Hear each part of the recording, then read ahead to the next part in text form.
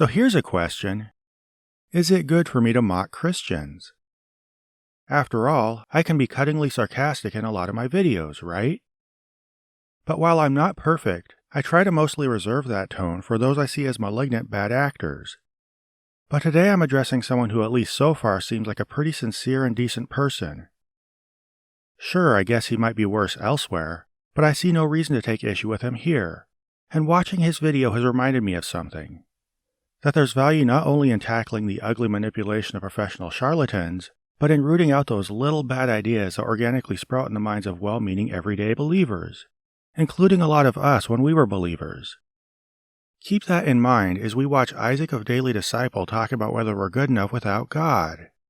I don't need God. Only weak people need to believe in God. It's like a crutch. I'm glad they found something that makes themselves feel better, but not all of us need something like that. I'm a plenty good person on my own. I'm enough without God. Have you ever heard somebody say something like this before? I know I have. In conversations with atheists, it's common for them to claim that they're good enough without God, that they don't need to believe in God to be moral people, and that they're enough without Him. You know, my bullshit radar is typically on high alert when Christian speakers tell their audiences what atheists supposedly say, for pretty obvious reasons. But I actually feel like this one is pretty fair. It's something I could see a lot of atheists saying, and I more or less agree with it myself. The problem here is not that this guy is misrepresenting us, but rather that the phrase, "I'm good enough without God," can sound drastically different to Christians than to those outside their faith. So this presents us with a good opportunity to address a legitimate communication barrier. One thing I will add though, and I'm not sure he did this on purpose, is that his cold opening attached a lot of extra baggage that makes atheists sound kind of ugly without being necessary for addressing this core idea. He probably just meant to rattle off various ways this sentiment might come up in conversation, but keep in mind that you might need to get the stink of phrasing like, "only weak people need God" off you before being able to have an unguarded conversation with a Christian on this topic. While there are many different directions I could come at this claim, I want to begin with what our standard of good is. If you're claiming, oh, I'm good enough without God, well, what is that standard of good? You see, each one of us has constructed a standard by which we judge what is right and what is not. To say we've constructed a standard of what is right makes it sound like we just came up with something out of thin air and then rigidly stick to it because we feel like it. But developing a sense of right or wrong is more of a process than that, and at least can be more meaningful than that. A thoughtful, introspective person will try to understand the effects people's actions have on themselves and others and, over time, hone their sense of how people should treat each other, which is way different than just building some arbitrary personal standard. This can seem like a pedantic distinction, but it's important to think about how this phrasing might hit the ears of Christians who think morality is a set standard defined by God, and are poised to see non-godly people as co-opting His role, being their own God, by just coming up with their own personal commands that are grounded in them, the way God's commands are grounded in Him. If we're going to even start properly conveying what our intentions are and how we're approaching morality, then we need to be on guard against these assumptions and the kind of phrasing that trigger them. And it makes perfect sense that most of us would construct a standard that we personally fulfill. We wouldn't have a standard that we fall short of, at least not most of us would do that, because we always judge ourselves based on the person that we deem to be worse than us, the murderer, the thief, the person next door. No, we're better than that. We're more morally righteous than them. We are good without God according to our own subjective standard of goodness. But ultimately, that doesn't really hold any weight. I disagree. The idea that you're a good person can hold weight, as long as your subjective evaluation is careful and well considered. Now, will everybody be unbiased in their view of themselves? Of course not. But this idea that people will always come up with standards they can meet and then judge themselves against people worse than them is a broad and incredibly inaccurate simplification. Some people obsessively compare themselves to those they see as better than them, while setting unrealistic standards they can't meet. Others strike a healthy balance between these two temptations and find a way to be at peace with who they are while looking for ways to improve. To suggest people simply couldn't figure out how to do this without God is honestly pretty weird. But I guess it's harder to contend with the actual nuance of secular thinking than to paint a superficial caricature of it and assure yourself Christianity is the only reasonable alternative. And I'm not saying Isaac does this on purpose. It's just a quick, easy way for Christians to process outside ideas that oppose their faith. Trust me, I've been there. You see, I talk about this a lot, but it's important to realize the Bible presents us with an objective standard of right and wrong based on God's character. Let's not mistake a decisively stated standard for an objective standard, and let's not jump to the conclusion that what people wrote about a supposed God actually sums up any actual deity's character. That's putting way too much authority behind what ancient people wrote and how modern people interpret it. A clear example of this standard is the Ten Commandments, and if you just take a quick look at them, you see that you fall short. At least I know I fall short right away. Have you ever lied? Yes. Have you ever looked with lust? Yes. Have you ever coveted? Yes. Have I ever murdered? No. Have I ever committed adultery? No. Have I ever boiled a baby goat in its mother's milk? No, and who the cares? And I'm not just trying to be a smart here.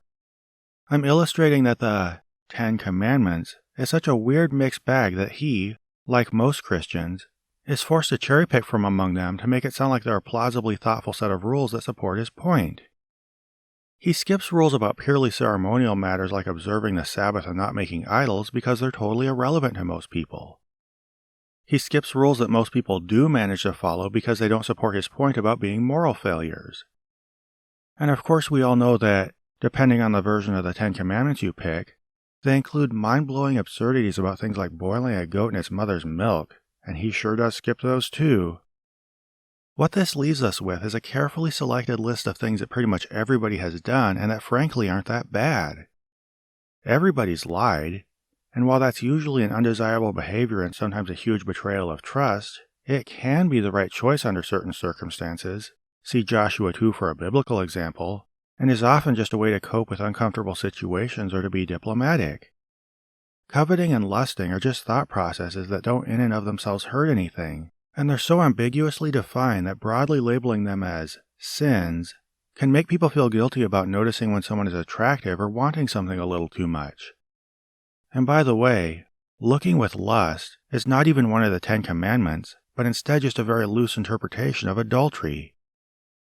In short, he zooms in on a narrow range of actions that are both universal enough and close enough to reflecting actual personality flaws that they can trigger poorly considered guilt in a lot of people, which of course makes them useful for religions. But when you think about where these behaviors come from and how much, if any, actual harm they cause, you start to wonder why we should assume they automatically make you fall short of being a good enough person.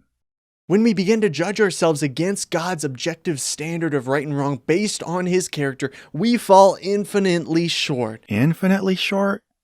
That's pretty severe. And I'd suggest that calling yourself an automatic moral success for not being a murderer is no more silly than considering yourself an automatic moral failure for having told any lie or thought any covetous or lustful thought. Either one wipes out any thoughtful evaluation of why things are wrong or how wrong they are. In James it says that God gives his law to the proud, but offers his grace to the humble. Our pride tells us that we are good enough without God, and God in turn points us to his law to humble us. Once the law has done its work in humbling us before God, he provides us with grace through the work of Jesus' life, death, and resurrection on our behalf. We are saved by grace through faith, not of our own doing. Through that, Jesus imputes his righteousness to us. What he's alluding to here is the idea in Christian theology that God gave us a law not so we would follow it, but because he knew we couldn't. The goal being that we'd see we could never live up to his standard, and thus be humbled into the realization that we needed Jesus. But this is one of those ideas I think Christians spend so long taking for granted that they never notice how weird it is. I mean, if God wanted us to understand how awesome his nature was and how we could never live up to his glorious ideal of perfection, could he not have just straightforwardly explained that all to us? If he's perfect, he's also a perfect communicator. So why not just come out with it? Why instead give people laws and say, you must do this, knowing they never would or could? That would just put them through the ringer, tormenting them with the self-doubt that comes from trying to meet impossible expectations, while being indirect and I'd argue obscure about the point he was trying to make. Sure, all the lucky Christians get let in on the secret after the fact, but that was after putting generations of Israelites through mind games just to use them as an object lesson for us. Not only is this cruel, but it's poor leadership. People start to realize when they're being given rules they can't follow, and eventually, whether out of frustration or the realization that you aren't to be taken seriously, stop listening to you altogether. So if Israel was always rebelling against God, maybe it's a little bit his fault. On top of that, this undermines the real purpose of laws, which is to establish a safe, cohesive society. I mean, let's say this whole thing where God says, here's the law, obey it, okay, haha, joke's on you, you actually can't because you're successfully shows us the futility of trying to be good without God. Fine. So are people never expected to live up to any of the law? Can you murder someone and say, oops, I'm not perfect like God, so I can't live up to his standard? Will running to him and receiving his grace cover this the way it covers telling a lie or having a lustful thought? Now, a Christian might retort, that's ridiculous, these are two totally different things. But by pointing this out, or more to the point, having to point it out, the Christian is just getting to the heart of the problem, which is that God never explains why they're different, or more importantly, where the line is drawn between these two different kinds of rules. He just gives us this messy and extremely disorganized set of rules called the law, and leaves us to hash out what we should do with it based purely on our intuition. When Christians explain the details of what you shall not murder really does and doesn't mean, or when they explain the limits of honoring fathers and mothers who are abusive, they're letting the Bible get away with making no-brainer generalizations while using their own judgment to flesh out all the nuance that's never explained in the Bible. Then they attribute their own wisdom to the Bible and pretend it's wiser than it is. When they do this, they're recognizing there's a kind of good that the Bible doesn't adequately address. Sure, it tackles its own apparently made-up definition of good as meeting the standard of a deity it also made up, but there's also this concept of good that involves being kind to other people and otherwise meeting your obligations to them. It's this idea of good that falls between the theoretical perfection of God's standard and the imagined failure of not meeting it, and that isn't resolved by the shedding of Christ's blood. And it's this kind of good that has immediate practical value and that we all agree is necessary. So say a prayer to Jesus if you want. That's fine. But you still need to strive for this other kind of good, and Christians know it. That doesn't mean we never fail or sin, but it does mean that when God looks at us, he sees Jesus' righteousness, and we are absolved of any guilt, shame, or judgment. We are made new creations in Christ, which God empowers us through his power and his presence to fulfill his purpose for our lives. What does it mean when we're a new creation? What changes in a person? By all observable standards, Christians still fall into the same negative behavior patterns other people do to the same extent. And breaking those patterns involves a long process of reflection and personal change that has nothing to do with accepting Jesus. I think that's why Isaac acknowledges you'll still fail, while keeping the promised effect of being this new creation as vague as being empowered to fulfill his purpose in our lives. Because what does that even look like in a way that proves anything? This just absolves accepting Jesus from the responsibility of bringing any observable change to a person's life. I want to offer you a caution, though. Watch out for the evil one's tactics. He is trying to get us to believe that we are enough without Christ and not enough with him. You see, it's not just the atheist who needs to battle with their pride and feeling like they're a good person on their own or they're enough without God. We, even as believers, can get in the mindset of doing things on our own or thinking that we are enough without God. To me, this kind of thing always comes off as the false, passive-aggressive humility of saying that we need to be careful not to slip up and accidentally do what atheists keep doing on purpose. And it's a shame too, because God has provided us with everything that we need to fulfill his calling for our lives. Remember that when you fall into the mindset of trying to live this life on your own or that you're enough without Christ, remember that only through him we are made whole. I want to encourage you once again to submit yourself to Christ. Jesus is the one that makes us whole. He is the one that makes us enough in him. So this is where, when asking, are you good enough as a person, the question we must ask is, good enough for what? Good enough to get along with others and be a productive member of society who supports and uplifts those around you? Or good enough to meet the alleged standard of a God that someone claims exists? For me, meeting the first standard is sufficient for most goals I might have for personal goodness, and meeting the second is totally meaningless to me for pretty obvious reasons.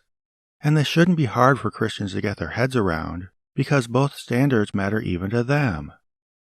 They might think God's standard is an ideal of holiness they strive to yet always fail to meet, and thus deal with it by, as they see it, accepting the grace offered by God through Jesus. But while I can't do it so Jesus' righteousness covers me, takes care of this standard in their mind, most remain cognizant, at least on some level, that they still need to try being good enough to meet this standard. They have to deep down recognize that while they think this is the big one in terms of eternal consequences and their ultimate sense of spiritual actualization, this one impacts their life and the life of others in a more immediate and tangible way. And simply saying, I can't add up so I'll just accept the sacrifice of Jesus, does not get them out of it. Thus, whatever business they think they have with God and however they feel they failed Him, they still need to buck up and do their best to obey the law, be productive employees, and generally behave in a way that gets them accepted by society and satisfies their sense of empathy for others. It's almost like my stupid, dirty, prideful, subjective atheistic standard of goodness is the more practical one, and I might be so bold as to say only real one, that's of any demonstrable consequence and does any demonstrable good. So am I good? I certainly try, and even if I'd label myself that way, it doesn't mean I claim to have reached some pinnacle of goodness. It means I'm good enough that I'm at peace with the kind of person I am, but I'm constantly looking for ways to improve. If you're a Christian who strives to meet both standards of goodness, I hope you can respect me for doing my best to meet one of them while understanding why I have no concern for the other.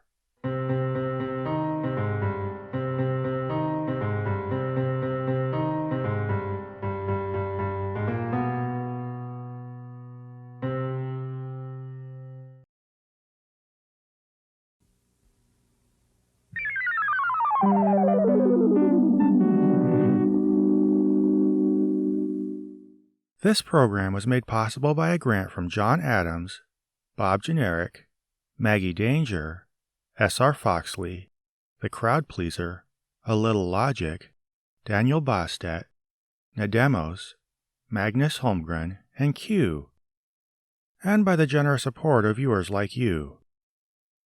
If you'd like to join them in pledging to this channel, please find a link to the Prophet of Zod Patreon below.